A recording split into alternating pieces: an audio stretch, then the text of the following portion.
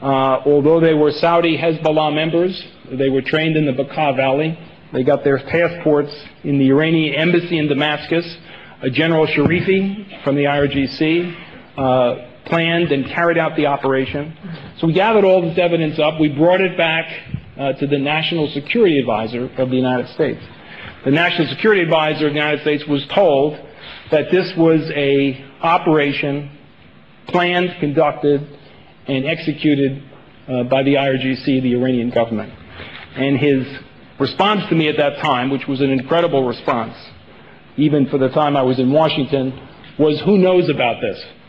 And I said, well, a lot of people know about it now, and a lot of people will know about it if we pursue the charges in a criminal indictment, which took a year or two to pursue, but were ultimately pursued. And the Iranian government was named in that indictment, which is still an outstanding indictment against 14 people who committed that crime. But the point is, the United States at that point did not want to deal with the reality of what was going on in Iran. Just like today, it does not want to deal with the reality of what's going on in Iraq, where, as Governor Dean eloquently stated, a proxy agent of the regime in Tehran is carrying out war crimes and suppressing the only credible and effective force for change and freedom in Iran. So this has to come to an end. We have to move quickly.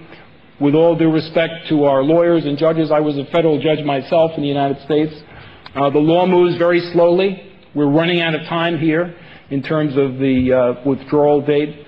All of our courts, including the United States courts, have acted on this, have given directives, have told the policymakers and the politicians what they are supposed to do.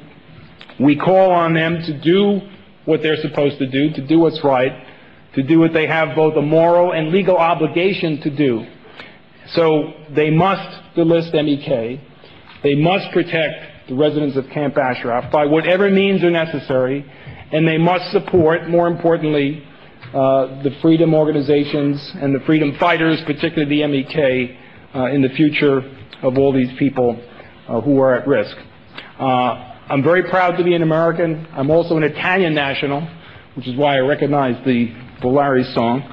I'm very disappointed in our government, not in our country, but in our government, that we are so far behind, that we have missed this issue so many times, and we hope, as the governor said, we don't miss it again. It is essential that the United States acts.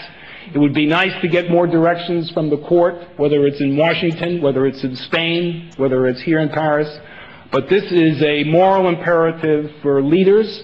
It requires moral courage. It requires action in a timely manner. And we very much urge our State Department to act, because not acting is not simply inaction in this case. By not acting, as our congressional members were told by President Maliki just 2 weeks ago in Baghdad, your own government lists the MEK as a terrorist organization. So what do you expect me to do? So this has become a license to kill, a license to commit war crimes, and it will be, I'm afraid, again, the means by which innocent people are killed and executed. So this has to be stopped. The United States has to act. Our government, our leaders have to act.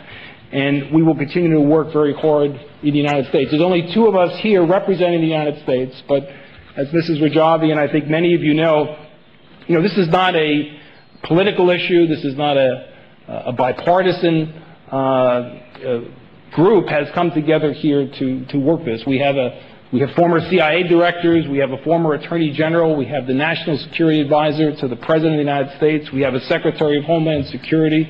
We have 3 retired chairmen of the Joint Chiefs of Staff. We have generals. We have ambassadors. We have counterterrorism experts. Do you think any of us would be saying the things we're saying if we believed for 1 second that this organization had any terrorist intentions or capabilities or plans? It does not, and the U.S. needs to act.